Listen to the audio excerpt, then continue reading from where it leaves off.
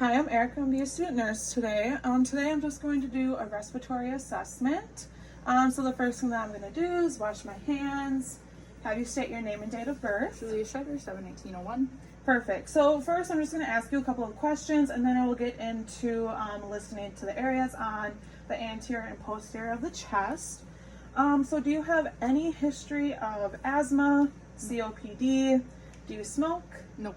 How about tuberculosis, bronchitis, lung cancer? No. Any family history of that? No.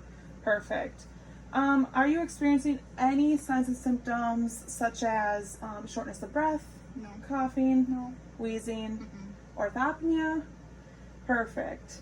What do you do for a living? I'm an LPN at a nursing home. Perfect. So no hair salon, nail salon, farmer, foundry in the past? No. Have no desire to do that in the future? No. Okay, perfect. I'm just asking because if you are more, if you are around toxins and chemicals more, you could become more at risk for having any respiratory disorders. Do you exercise regularly? Yeah. Perfect. Do you take any meds such as inhalers, steroids, opioids? No. Are you up to date with your vaccinations? Yes. Perfect. So the first thing that I would do for my assessments is I would look at the skin and I would assess it for any paler cyanosis. I would make sure that it's warm and dry. I would look at her nares and I would make sure that her chest is rising and falling symmetrically, not that one side is rising or falling before the other. And then I would go ahead and I would assess for clubbing. So I would have the patient put their fingernails together and look for the diamond, which I don't see. Capillary refill, and I would just press and hold for 3 seconds, and that looks good there. The next thing that I would do is I would also assess to see if they have a barreled chest. If they have a barreled chest, that could signify them having COPD. So I'm just going to have my patient turn to the side, and I'm just going to palpate all the way down. And then I would percuss. So how I would do that is I would take my fingers and tap on my knuckles in all the spots.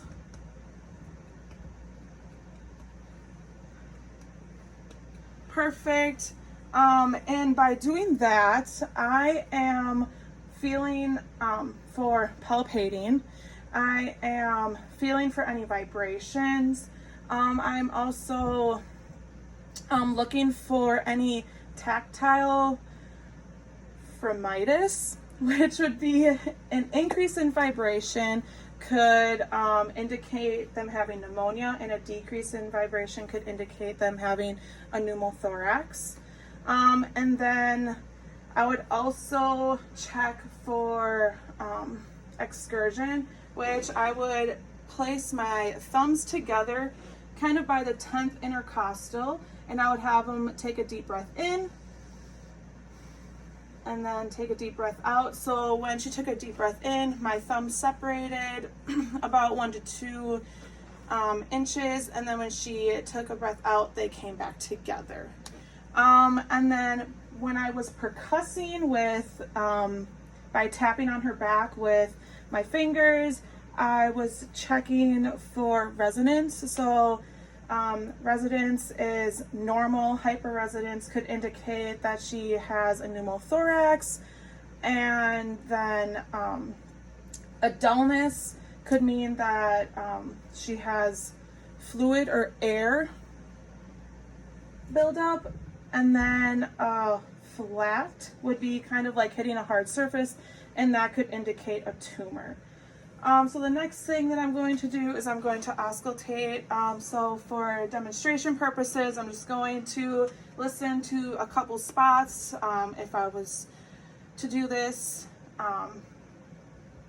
in real time, real life, I would listen to all of the spots. So for this, I would just have them take a deep breath in and out.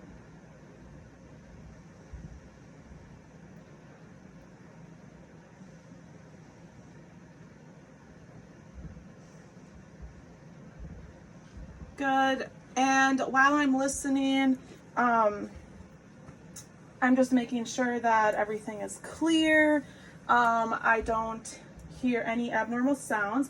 Abnormal sounds would be, I could hear crackles, which could be caused from heart failure or fluid. I could hear wheezing, which is caused by narrowing, or if you have asthma and it's kind of just how it sounds like a wheeze. Bronchi, you would hear more in people who have bronchitis, and it kind of sounds like a snore. And then pleural rub would be, it would sound like two balloons rubbing together, and that could indicate a pneumothorax. Stridor, which would be like an obstruction, and that is an emergency. You could hear absent sounds, which of course is not good. It would indicate that the person is no longer breathing. That would of course be an emergency as well. Or you could hear diminished breath sounds, which could be from heart failure or if the person is obese. And then I'm just gonna have my person turn back around, my patient. And again, I would look at her skin. I would palpate the front area. Good. I would do my percussion with my 2 fingers. And then I will auscultate. Again, having her take a deep breath in, deep breath out, so I'm able to note any abnormal sounds.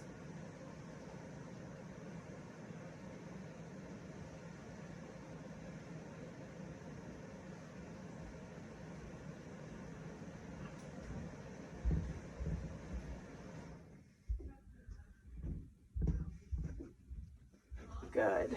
I heard no abnormal sounds, so we're all good there. Also, while auscultating, I would be listening in the brachial, vesicular, and the vesicular area. The brachial area, it would be the anterior, which is on top, and that is more of like a higher pitched sound.